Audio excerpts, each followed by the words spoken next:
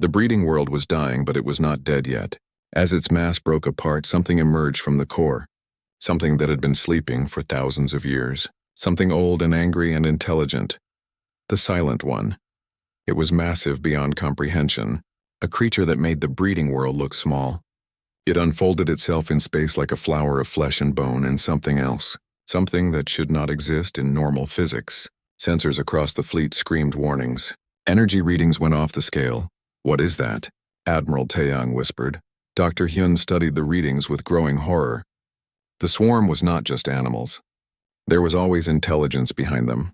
We just never saw it because it never needed to show itself. Until now.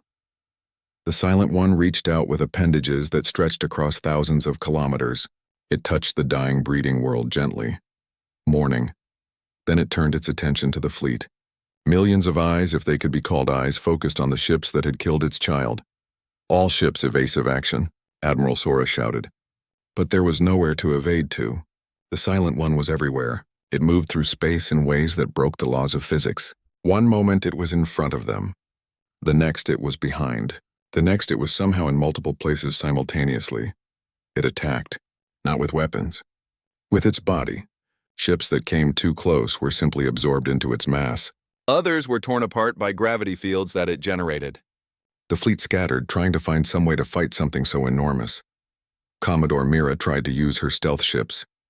But the Silent One saw them anyway. It saw everything. Energy signatures, mass, heat, even the faint quantum wake that ships left in space. There was no hiding from something that perceived reality itself. Colonel Junho watched his people die as their dropship was caught by an appendage. The organic matter flowed through the hull like water. He fired every weapon he had. It did nothing. The Silent One was beyond conventional warfare. It was something that should not exist, a violation of everything they understood about life and physics. "We need to retreat," a coalition officer transmitted. "We cannot fight that thing." Admiral Sora looked at the impossible creature that was destroying her fleet. Ships exploded around her, good people dying. The mission had succeeded. The breeding world was dead. They could leave now, save what remained of the fleet, live to fight another day. But the Silent One would not let them leave. It had lost its child. It would have revenge. Dr. Hyun was still studying the sensor data. Even now, facing death, he was analyzing, trying to understand. "It is communicating," he said suddenly. "The energy fluctuations? They are not random. It is trying to talk to us. What is it saying?" Jiho asked. Hyun worked frantically to decode the patterns. The Silent One did not use sound or radio. It modulated space itself, creating ripples in reality that carried meaning. It is asking why. Why did we invade its territory? Why did we kill its children? Why did we destroy its world? Everyone in the command center stopped. Admiral Taeyang stared at the translation. "Invaded? We were defending ourselves. The swarm attacked us first, did they?" Hyun pulled up historical records. The first contact with the swarm was 17 years ago. A coalition exploration fleet had entered unknown space, found new worlds, claimed them, started mining operations. Then the swarm had appeared, defending what they thought was their territory. "We started this war," Jiho said quietly. "The coalition expanded into swarm space. They defended themselves. We called them invaders because we did not understand they were already living there." Admiral Taeyang looked sick. His blue skin had gone pale. 17 years of war, billions dead, all because of a misunderstanding. Because the coalition had been too proud to ask if anyone already lived in the space they were claiming. The Silent One attacked again. It was not just defending itself. It was grieving, angry they had killed its child. Nothing would stop it from taking revenge. "We need to communicate with it," Hyun said. "Tell it we understand. That we made a mistake. That we are sorry." "It will not care," Taeyang replied. "Would you? If someone killed your children and then said sorry? Maybe not. But we have to try." They tried. Broadcasting on every frequency, modulating energy fields the way the Silent One did, sending messages of apology and regret. The creature ignored them. It kept attacking. Ships died. The fleet was down to 600 vessels now. Then 500. Then 400. Engineer Diyun studied the creature's structure. Even something this massive had to follow some rules of physics. It had a form, energy flows, weak points, the resonance charges. If we could plant them inside its body the way we did with the breeding world, maybe we could hurt it. How do we get inside? Sora asked. We get eaten, it was insane. But every option was insane now. Colonel Junho was already nodding. My people can do it. We have penetration gear. If we let that thing absorb our ship, we can plant charges inside its body. Detonate them. Kill it from the inside. You would die, Taeyang said. Probably, but everyone is dying anyway. At least this way we take it with us. Junho assembled the survivors of Wraith Division, 50 soldiers, all that remained from the 500 who had started this mission. He explained the plan. Nobody hesitated. They loaded their ships with every explosive they could carry. Every resonance charge Dion had. Everything that could hurt an organism from the inside. I'm sorry, Admiral Sora told him. I wish there was another way. There is not. And that is fine. This is what we trained for. What we accepted when we joined. Sometimes the only way to win is to sacrifice everything. Junho's ship flew directly at the Silent One. The creature's appendages reached out to grab it, to absorb it, to destroy it like all the others. But this time nobody tried to escape. They let themselves be taken. Inside the creature's body was darkness and pressure and organic matter that tried to digest them. Junho's people cut through it, fought through it, planted charges at what looked like critical structures, neural clusters, energy conduits, whatever this thing used for organs. The Silent One realized what was happening. It tried to expel them, but they were already too deep. They had committed. Hunyo triggered the charges, all of them at once. The resonance effect was amplified by being inside the creature's body. The Silent One screamed. Not with sound, with space itself. The distortion was so intense that ships thousands of kilometers away shook. The massive creature convulsed. Its body began to tear itself apart from the inside, just like the breeding world had. Junho and his people did not survive. Neither did the 3 dropships that had gone in with him. But the Silent One was dying. Its impossible body was collapsing. Its multidimensional form was breaking down. It thrashed in space, destroying everything near it. Coalition ships and human ships died in its death throes. Finally, it stopped moving. The massive corpse hung in space like a monument to war, to misunderstanding, to the terrible price of victory. Admiral Sora looked at the casualty reports. Of the 900 ships that had entered the Abyss sector, fewer than 300 remained. 60% casualties, thousands of lives lost. But the mission was complete. The swarm's coordination was broken. The war was ending. We did it, Mira said quietly. Her ship was damaged. Most of her crew was dead. But she had survived. Yes, Sora replied. We did it. And the galaxy will remember what it cost. The fleet limped out of the Abyss sector. It took a week to navigate back through the gravity anomalies. Ships that were too damaged to make it were abandoned. Their crews transferred to other vessels. Nobody was left behind. That was a human rule that the Coalition had learned to follow. When they emerged back into normal space, they found something unexpected.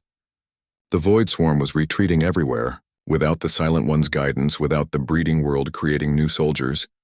They had lost their purpose. Some swarm ships simply stopped moving. Others fled to unknown space. The 17-year war was over. The Coalition High Command sent messages of congratulations. They wanted to celebrate, to honor the heroes. Admiral Taeyang read their messages and felt only disgust.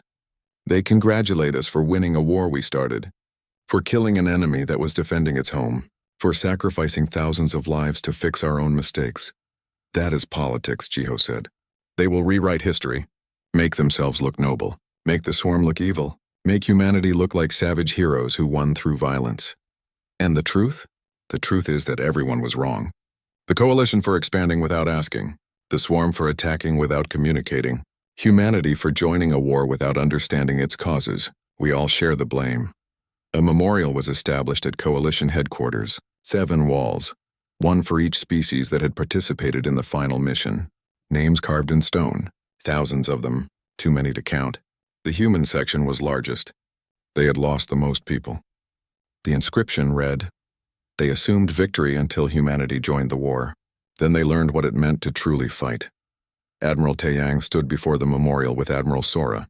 They had both been promoted, given medals, made into symbols of cooperation between species. Neither wanted the attention. They had just wanted to end the war. Your people lost so much, Taeyang said. 60% casualties. Thousands dead. Was it worth it? Fleet Coordinator Minho Ryu had the hardest job in the fleet. He had to make humans and aliens work together as one force. It was like teaching cats and dogs to dance. They had different instincts, different training, different ideas about what cooperation meant. But slowly, it was happening. He sat in a conference room with representatives from 8 different species. 3 months ago, they would have been arguing about tactics and honor and proper military procedure. Today, they were planning an operation that broke every rule in the book. The Abyss sector has gravity wells that shift without warning, a Vex navigator explained. His 6 limbs manipulated a holographic display showing the treacherous region. Ships that enter rarely come out. We have lost 67 exploration vessels over the centuries, because they were trying to navigate it like normal space, Sheng said. His algorithms had been analyzing the gravity patterns for weeks. The anomalies are not random. They follow quantum probability curves. We can predict them if we process the data fast enough. Can your computers handle that much information? A Kelmar officer asked. Our computers can. The question is whether your ships can follow the navigation changes quickly enough. Admiral Taeyang studied the projection. His blue skin had taken on a determined shade. Our ships are fast, and we have learned much from humanity about adapting quickly. We will manage. Ambassador Jiwoo Nam watched the planning session with satisfaction. Her job was cultural exchange, helping different species understand each other. For months it had been like trying to mix oil and water. Now something had changed. The aliens were not just tolerating human methods. They were embracing them. She had spent hours explaining Earth's history to coalition officers. The wars, the near extinctions, the centuries of conflict that had forged humanity into something hard and sharp. The aliens were horrified at first. What kind of species fought itself so viciously? Then they began to understand. Humanity had survived because every generation learned from the last. They adapted or died. There was no room for pride or tradition when extinction was always one mistake away. That brutal education had made them perfect for this war. The mission planning took 2 weeks. Dr. Hyun's data pinpointed the swarm breeding world in the heart of the Abyss sector. It was massive. A moon-sized organism that had been growing for thousands of years. The source of all swarm coordination, the Queen of Queens Admiral Sora proposed a simple plan. Simple but not easy. They would take a volunteer fleet into the Abyss, navigate through the gravity anomalies, reach the breeding world, destroy it, then fight their way back out. The Coalition High Command reviewed the proposal. They called it suicide. They refused to authorize it. Too many ships would be lost. Too many lives. The risk was not worth the potential reward. Sora read their response and smiled grimly. Then we go without authorization. Human ships only.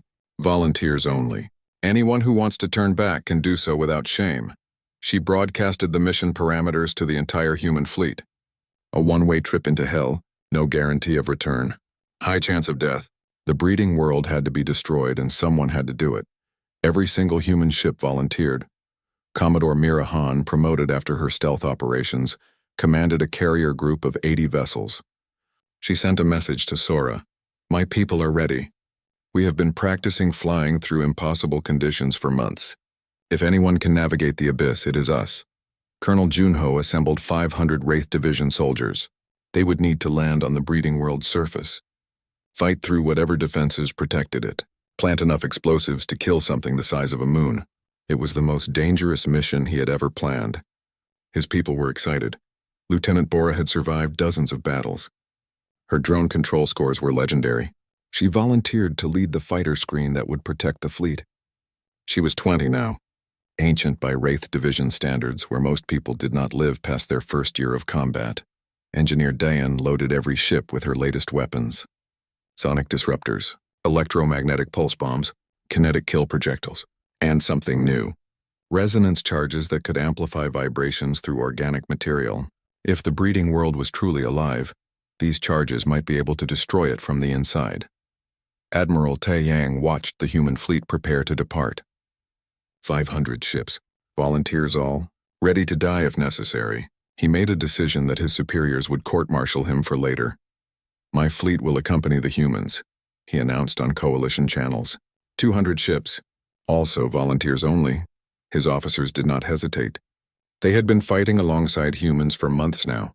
They had learned that honor without action was meaningless, that glory came from sacrifice, not survival, that sometimes you had to be willing to lose everything to protect what mattered.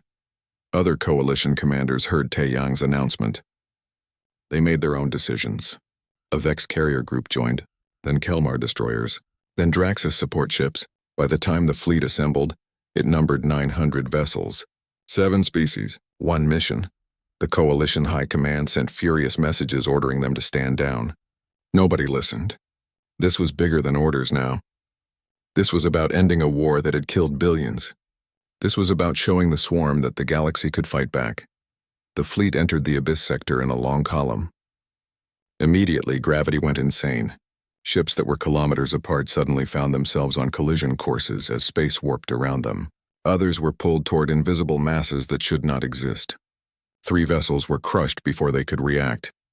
"This is impossible," a coalition captain transmitted. "We cannot navigate this." "Follow the human ships," Taeyang ordered. They have calculated the patterns. Sung's algorithms fed navigation data to every vessel in real time. "Turn left in 3 seconds. Accelerate hard. Drop to subliminal. Jump." The commands came so fast that organic minds could barely keep up, but computers could, and pilots who had learned to trust their instruments more than their instincts survived. Mira's stealth ships led the way. They were smaller, more maneuverable. When they found safe paths through the gravity wells, they marked them with beacons. The larger ships followed. It was like threading a needle while blindfolded, while the needle moved, and occasionally exploded. They lost 40 ships in the first day, 80 by the second. The gravity anomalies were worse than predicted. Several times the fleet almost turned back, but they had come too far, lost too many people. Turning back would make those deaths meaningless. Dr. Hyun monitored the pheromone signals. They were getting stronger. The breeding world was close, and it knew they were coming. Swarm ships began to appear defending their queen, but even they struggled in the abyss's gravity. Their organic ships were not designed for such conditions. The battle that followed was chaos. Ships fought while gravity threw them around like toys. Weapons fire curved in impossible directions. Debris fields formed and dissolved as mass shifted. It was the worst conditions anyone had ever fought in, and humanity had trained for exactly this kind of chaos. They thrived in it. Their tactics that made no sense in normal space suddenly made perfect sense here. The swarm, adapted to 17 years of predictable coalition warfare, could not cope. Bora's drones scattered through the battlefield like seeds on wind.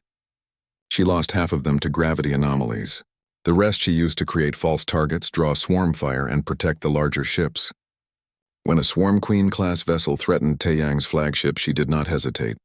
She flew her last 3 drones directly into its neural cluster, kamikaze strikes that killed the massive ship.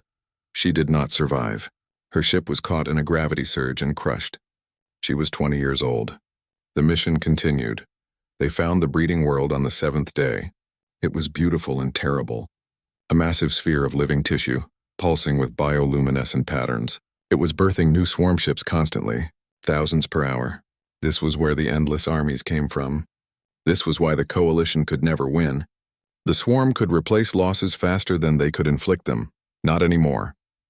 Admiral Sora looked at the planet-sized organism and felt no joy. Only grim determination. All ships firing positions. Junho, your people are clear to begin landing operations. The Wraith Division launched in dropships that looked like meteors. They burned through the breeding world's atmosphere, landed hard on its surface, and began cutting their way inside. The surface tried to heal around them. Defensive organisms attacked. Junho's soldiers fought through it all, dragging equipment that weighed as much as they did. They had practiced this 100 times in simulation. Now they did it for real, planting Daeon's resonance charges at key points, creating a network that would, when triggered, vibrate the entire breeding world apart from the inside. It took 6 hours. 60 soldiers died in those 6 hours. The rest kept working. When the charges were planted, Junho gave the order to evacuate. Only 30 made it back to the dropships. Admiral Sora watched the surface teams extract, watched the swarm ships converge on her fleet, watched coalition vessels fighting side by side with human ones. She thought about all the lives lost to reach this moment, all the sacrifices, all the impossible things they had accomplished. The war changed after the Helion Gate. The Coalition watched in amazement as humanity threw away the rulebook and wrote a new one. A rulebook that made no sense to species who had fought honorably for thousands of years. Lieutenant Bora Shin sat in her cockpit, surrounded by screens showing feeds from her 20 drones. Each drone was small, fast, and expendable. Together they moved like a school of fish. When one died, the others adapted. When the swarm tried to track them, they split apart and came back from different angles. She was flying toward a swarm biocarrier. The massive vessel was birthing new fighters, sending them out to attack Coalition positions. The Coalition would have gathered a fleet and attacked it head-on. Bora had a different plan. Her drones scattered, approaching from 20 different vectors. The biocarrier's defenses tried to track them all and failed. Organic weapons fire lit up space, hitting nothing. Bora waited until the defenses were focused on the wrong areas, then sent 5 drones straight down the carrier's launching bay. The explosions came from inside. The biocarrier shuddered and began to break apart. Bora had already moved on to the next target. She had destroyed 6 swarm vessels this week. She was 19 years old. Colonel Junho watched his team cut through another swarm ship. His soldiers wore powered armor designed for this exact purpose. Cutting, burning, forcing their way through organic hulls that healed almost as fast as they cut. But almost was not fast enough. Plant charges at the neural cluster, he ordered. His people moved through the ship's intestinal corridors without hesitation. They had done this 40 times now. Each time they learned more about swarm biology. Each time they killed more efficiently. The charges detonated. The ship died. Junho's team was already evacuating through the holes they had cut. The Coalition called this suicide work. Junho called it Tuesday. Engineer Daeonyang monitored her sonic disruptors from the Indomitable's weapons control room. Dr. Hyun had discovered that swarm carapaces vibrated at a specific frequency. Daeon had built weapons that exploited this weakness. When the disruptors fired, they did not damage the swarm ships directly. Instead, they made them vibrate until they tore themselves apart. The Coalition scientists said it was crude, that a proper energy weapon was more elegant. Daeon did not care about elegance. She cared about dead enemies and living friends. Tactical Officer Sung Kang had revolutionized how the human fleet operated. He built algorithms that analyzed battlefield conditions in real time and suggested tactics, not orders, suggestions. Each captain still had independent authority. But now they had information that helped them make better decisions. His system identified weak points in swarm formations, predicted enemy movements, calculated optimal attack vectors. It was like giving 3,000 captains the same tactical awareness. The swarm could not adapt fast enough. The Coalition began to change. Slowly at first. Young officers who had been watching the humans started asking questions. Why did humanity use so many small ships instead of fewer large ones?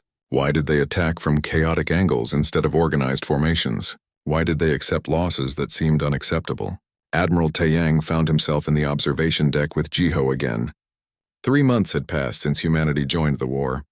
The strategic map showed green where it had shown red before. Human tactics were working. The swarm was retreating. I do not understand your people, Taeyang admitted. You lose hundreds of ships and celebrate. You send soldiers on missions with no guarantee they will return. You fight without honor, without glory, without any of the things that make war bearable. Jiho looked at the alien admiral. The Kryn officer had been humbled by recent events. His pride was gone, replaced by genuine curiosity. We fight to win, Admiral. Honor does not matter when your species is facing extinction. Glory is something you remember after the war, not during it. But the losses, how do you accept them? We don't accept them. We mourn them. Every name, every face. But we understand that sometimes people die so that others can live. That is the price of survival. Taeyang was quiet for a long moment. Your species has fought itself for your entire history, haven't you? Yes, we nearly destroyed ourselves a dozen times. Nuclear weapons, biological warfare, climate collapse. We survived all of it. Not because we were honorable or glorious. Because we refused to give up. Because we adapted. Because we learned that the only rules in war are the ones that keep you alive. A Coalition cruiser limped past the observation window. It had been damaged in a battle where human ships had saved it from destruction. The crew had sent a message thanking the humans. That was happening more often now. The aliens were learning to respect humanity's methods even if they did not understand them. Medic Yuna Jeon worked in a field hospital that treated both human and alien wounded. The coalition species had different biologies, different pain tolerances, different ways of dying. Yuna learned them all. She saved Kryn soldiers with blue blood. She treated Vex engineers with 6 limbs. She held the hands of dying Kelmar warriors who asked for their pods. The aliens learned that humans cared about their survival too, that the crude, aggressive newcomers would risk their own lives to save alien ones. Trust began to grow, not from treaties or diplomacy, from shared sacrifice. Admiral Taeyang made a decision that shocked his superiors. He requested permission to integrate coalition forces with human tactical groups, to learn their methods, to fight alongside them instead of separately. The coalition high command refused at first. It was beneath their dignity to learn from primitives. Then the Battle of Kree Station happened. A swarm fleet attacked the station with overwhelming force. The coalition garrison prepared to evacuate. They had 8 ships. The swarm had 200. It was hopeless by any traditional calculation. Commander Yoon, a human officer, was nearby with 12 corvettes. He did not have orders to assist. He did not wait for permission. He attacked anyway. His ships were tiny compared to the swarm fleet, but they moved like lightning. Appearing, firing, disappearing. They used Daeun's sonic disruptors to shatter swarm carapaces. They released false pheromones that sent swarm fighters attacking their own vessels. They flew through debris fields that should have destroyed them, using the wreckage as cover. The coalition garrison watched in astonishment. Commander Yoon was not winning. His ships were getting destroyed one by one. But he was buying time. Every minute his people fought was another minute for civilians to evacuate. Admiral Taeyang arrived with reinforcements. But instead of using his traditional tactics, he did something unprecedented. He split his fleet into small groups and attacked from multiple angles. He copied the human method. It was awkward. His captains were not used to independent operations. But it worked. Together, the human and coalition forces held Kree Station. Commander Yoon died when his ship took a direct hit protecting an evacuation transport. He was 28 years old. The coalition erected a statue of him at the station, the first human to be honored by an alien species. After Kree Station, the coalition high command approved Admiral Taeyang's request. Joint operations began. Human officers trained alien crews. Alien engineers studied human weapons. The war became truly unified for the first time.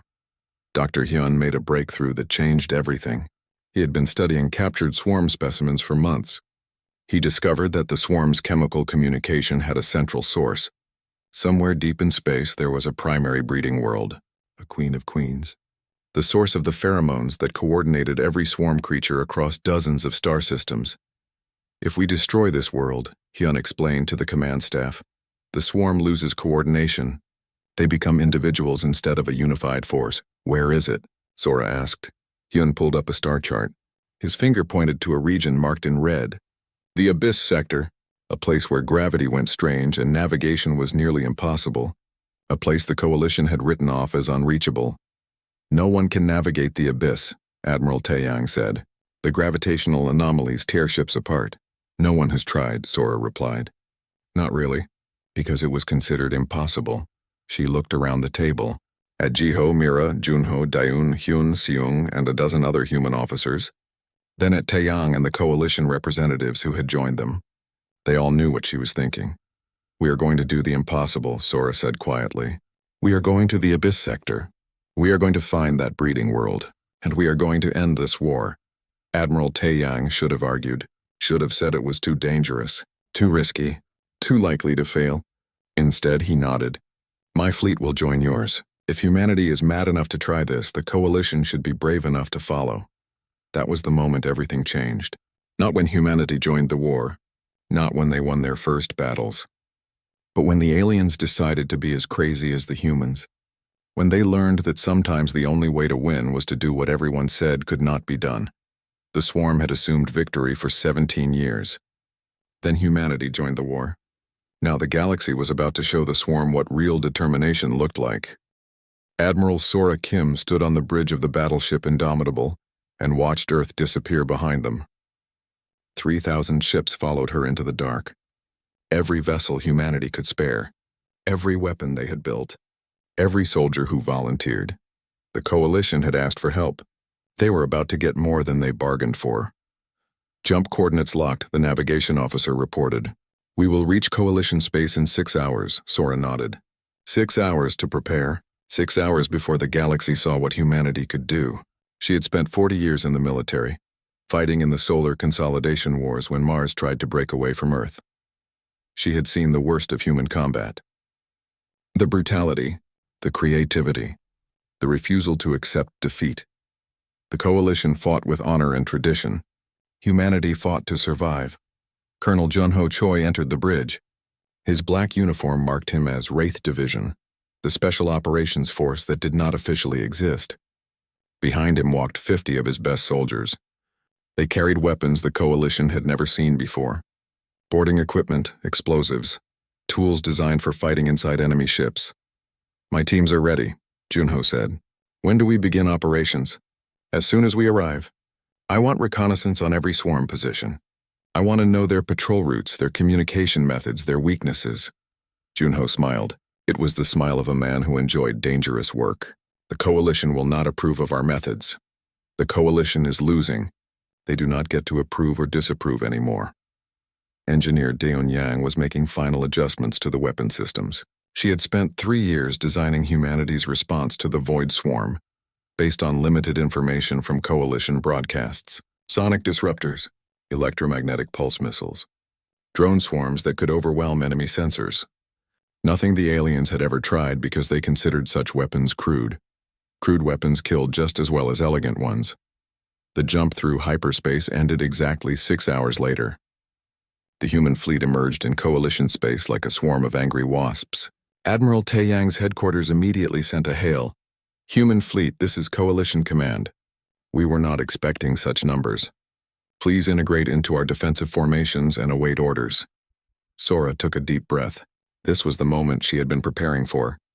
Coalition Command, this is Admiral Kim of the United Earth Fleet. We appreciate your invitation to assist. However, we will be operating independently. Please provide all intelligence on swarm positions and withdraw your forces from sectors 7 through 12. There was a long pause. When Admiral Taeyang's voice came through, it sounded strained. Admiral Kim, coordinated operations require unified command. You cannot simply take over entire sectors. We are not taking over. We are clearing them. Your forces are welcome to observe. Another pause. Sora could imagine the alien admiral struggling with his pride. He needed their help, but hated accepting it. Finally, he responded, Very well. The sectors are yours, but we will hold you responsible for any failures. Understood. Kim out. Mira's voice came through on a private channel. The Silent Dawn had been waiting in the sector, still invisible to coalition sensors. Admiral, I have targets acquired. 3 swarm hive nodes in Sector 9. Should I wait for your attack? Negative, Captain. You are weapons free. Show them how we fight. The Silent Dawn and her sister ships moved through space like ghosts. Their stealth systems were beyond anything the Coalition possessed. The swarm had sensors designed to detect energy signatures and mass. Human ships could mask both. Mira's frigate approached the first hive node. It was a massive organic structure, pulsing with bioluminescence. Swarm fighters orbited it in predictable patterns. They had learned to watch for coalition ships. Large, obvious, following traditional approach vectors. They were not watching for something small and silent coming from below. The Silent Dawn fired, not energy weapons that the swarm could detect and trace, physical projectiles. Tungsten rods accelerated to extreme velocity. Kinetic kill weapons that punched through the hive node's organic armor like paper. The structure began to break apart. Swarm fighters scattered in confusion. They could not find the attacker. By the time they started searching, Mira's ship was already moving to the second target. 3 hive nodes destroyed in 20 minutes.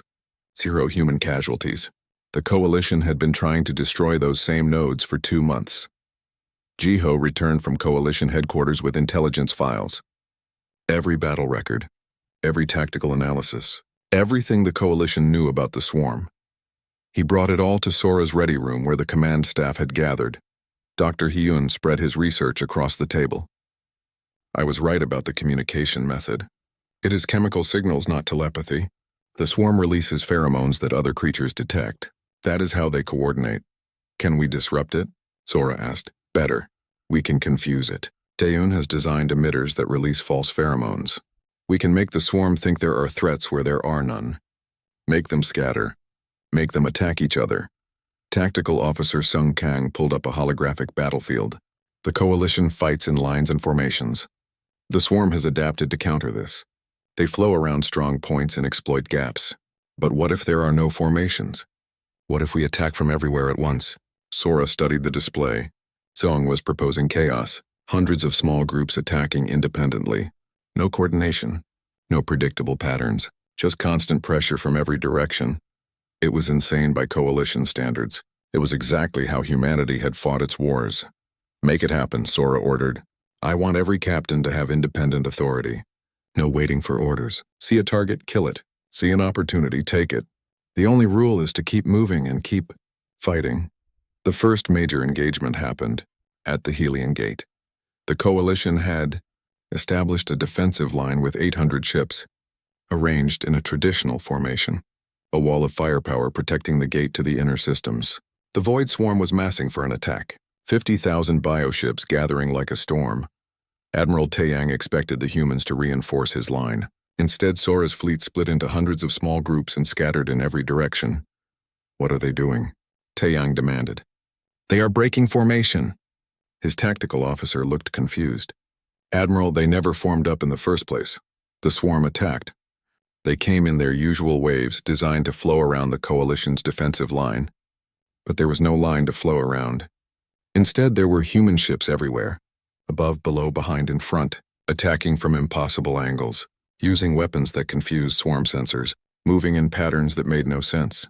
A Swarm Queen-class vessel, larger than a coalition battleship, found itself surrounded by 50 human corvettes.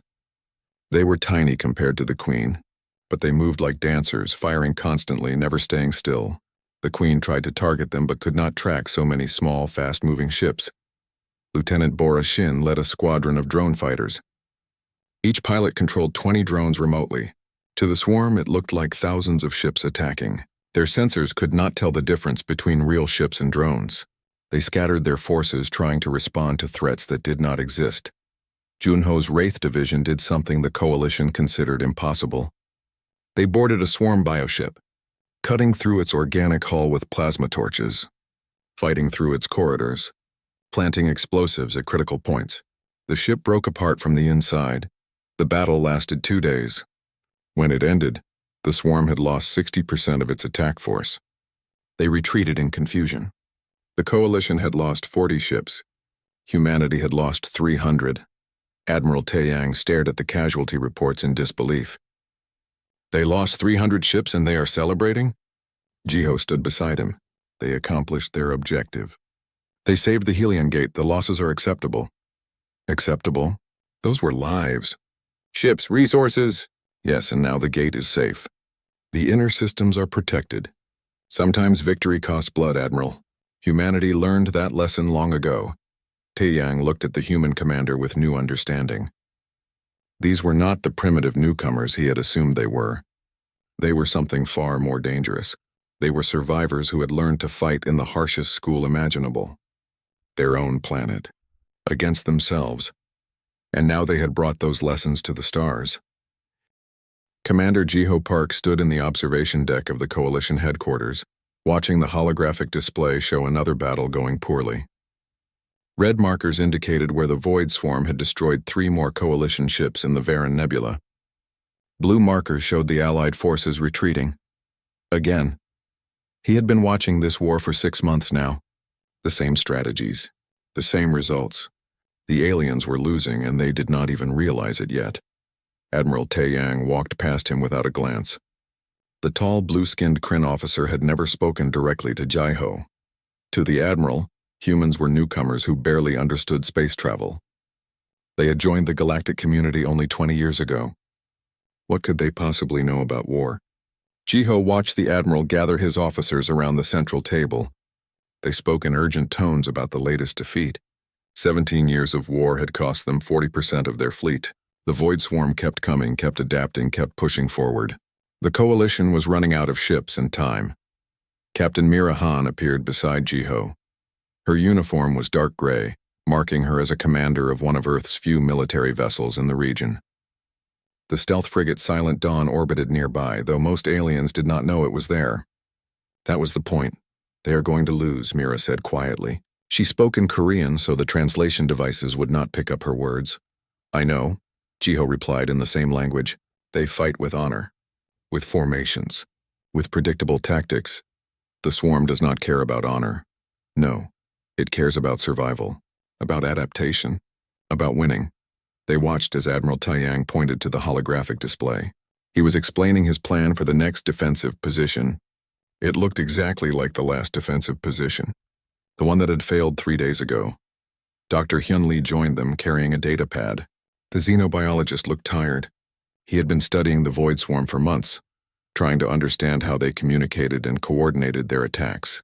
The Coalition scientist had told him it was telepathy, some kind of hive mind that could not be disrupted. Hyun disagreed.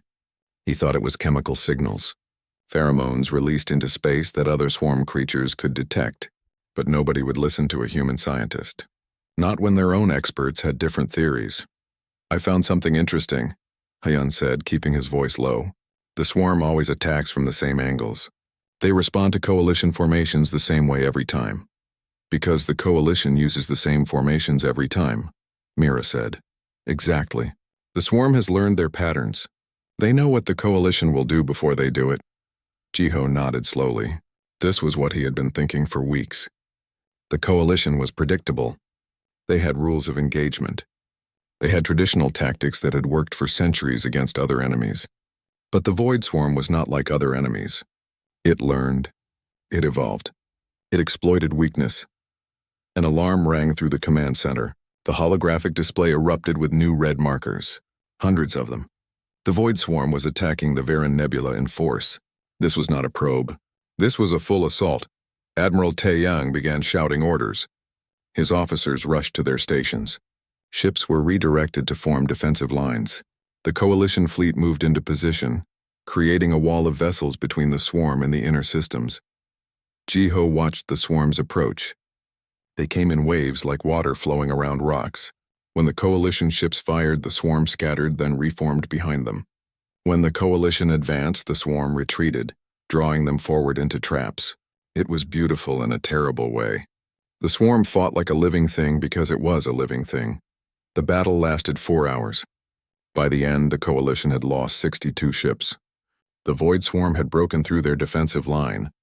The Varan Nebula was lost. 3 colonies lay beyond it, home to billions of people. Admiral Taiyang slammed his fist on the table. His blue skin had turned pale. Around him, officers from a dozen different species looked defeated. They had been fighting this war for 17 years. They had given everything, and they were still losing. For the first time, the Admiral looked at Jiho, really looked at him. There was desperation in his eyes now. Pride had kept him from asking for help. But pride would not save those colonies. Commander Park, the Admiral said slowly. His translator made his voice sound mechanical. Your people have been watching this war. You have ships nearby. Will Earth help us? Jiho had been waiting for this question for months. He knew his government had been waiting for it even longer. Humanity had been excluded from this war deliberately. The coalition had made it clear that humans were too primitive, too inexperienced, too aggressive. They did not fight with honor. They fought to win. Now the coalition was desperate enough to accept any help. I will send a message to Earth Command, Jiho said carefully, but I cannot promise anything. My people may not wish to join a war they were told to stay out of. Admiral Taeyang's shoulders sagged. He nodded and turned back to his officers. They began planning the evacuation of the 3 colonies. They had given up on defending them. Mira and Hyun followed Jiho to the communications room. Once the door closed behind them, Mira smiled. It was not a kind smile. Earth Command has been ready for 3 months, she said. They have been waiting for the coalition to ask. I know, Jiho said. He sat down at the console and began typing the message. But the coalition does not need to know that we were prepared. Let them think they are doing us a favor by allowing us to help. Hyun pulled up his research on the datapad. I will send my findings about the swarm communication methods. If Earth is joining this war, they need to know what we are really fighting. The message took 10 minutes to compose. Jiho kept it simple. The coalition was requesting assistance. The Void Swarm was breaking through their lines. Earth's help was needed urgently. He sent the message and sat back. The response would take hours to arrive due to the distance, but Jiho already knew what it would say. Earth would send its fleet, all of it, because humanity did not do anything halfway. Outside the window, stars glittered in the darkness. Somewhere out there, the Void Swarm was celebrating its victory. The coalition was mourning its defeat, and Earth was preparing to show the galaxy what real war looked like. Admiral Taeyang had assumed he understood combat. He had assumed his experience and honor would be enough. He had assumed victory was simply a matter of time and sacrifice. He was about to learn that assumptions were dangerous things, especially when humanity was involved.